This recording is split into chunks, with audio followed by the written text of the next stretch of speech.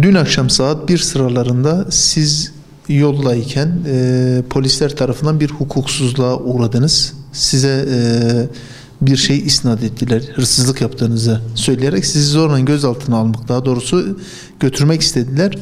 Ama siz buna karşı direndiniz ve neticede bir olay yaşandı. Bu olayı bize anlatır mısınız? Saat 1.30-2 civarıydı.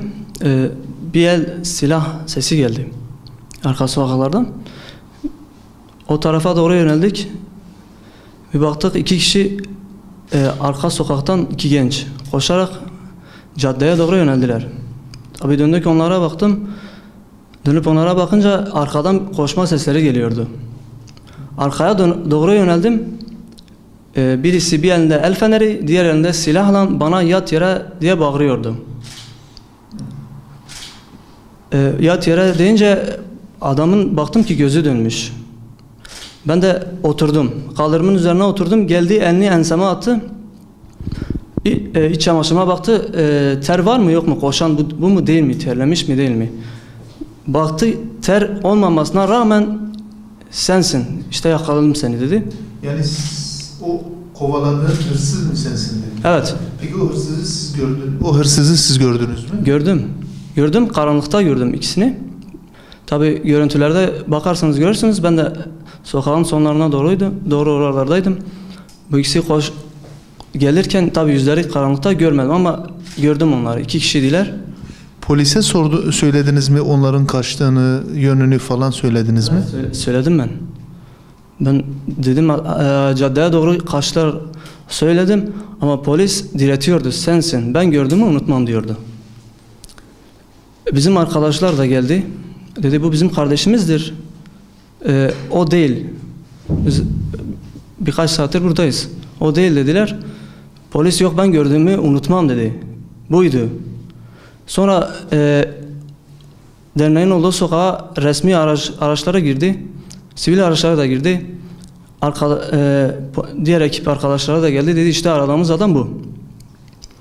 Tabii bizim ben değildim dememe rağmen bunlar diretiyorlardı. Sensin diyorlardı. İşte aradığımız adam bu. Daha sonra ne oldu? Yani illa da sensin dedikten sonra arkadaşlarınız nereden geldiler onu önce bir öğrenelim. Arkadaşlarımız dernekten kameralardan izliyorlardı. Dernekten bu olayı görünce kameralardan aşağı indiler. Arkadaşlarla tabii aralarında bir tartışma oldu. Adamlar diretiyordu. Budur. Aradığımız adam budur. Biz gördük. Sonra beni alıp ekip otosuna koyup götürdüler. Yolda da yani resmen suçu benim üzerime yıkmak için diretiyorlardı. Ben dedim ki kameralarımız var, kayıtlarımız var. Küfür ettiler. Kameralar küfür ettiler. Sizin kameranız falan. Sonra beni karakola götürdüler. Hala da sensin diyorlardı. Ben yapmadığım bir şeye ben nasıl benim derim. Ben yapmadım dedim. Sonra bunlar diretirken tabii bizim arkadaşlar da geldi kapının önünde. Bunlarla tartışıyorlar. Beni içeriye aldılar. Karakolun içine götürdüler. Bir polis geldi. Sivil giyimli. Bana tam serbestsin dedi. Git dedi. Yani seni aldılar. Oraya kadar getirdiler.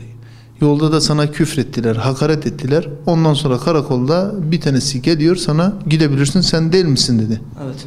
Gidebilirsin dedi. Peki o seni çok iyi tanıyan, gördüğünü hiçbir zaman unutmayan polis neredeydi?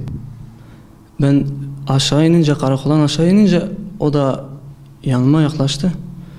Dedi ben gördüm seni, sendin. Siz onlara işte elimizde kameralar var, kamerada görüntüler var dediniz. Onlar da biliyorsunuz hırsızları kovalıyor. Peki gelip size demediler madem ki hırsız kovalıyorlar o zaman buyursunlar kamera görüntülerini alsınlar falan. Hani siz görüntüler kamerada var deyince bunlar hiç görüntüye bakma ihtiyacı hissetmediler mi? Yok, biz ısrarla gelin bakın elimizde görüntüler var dememize rağmen bunlar hiç oralı olmadılar. Yani kamera görüntülerine bakmayı hiç ihtiyaç olarak görmediler. Hayır, hiç gelmediler. Hatta kamera görüntülerimiz var dedik, orada bir polis küfür etti. Gelmediler.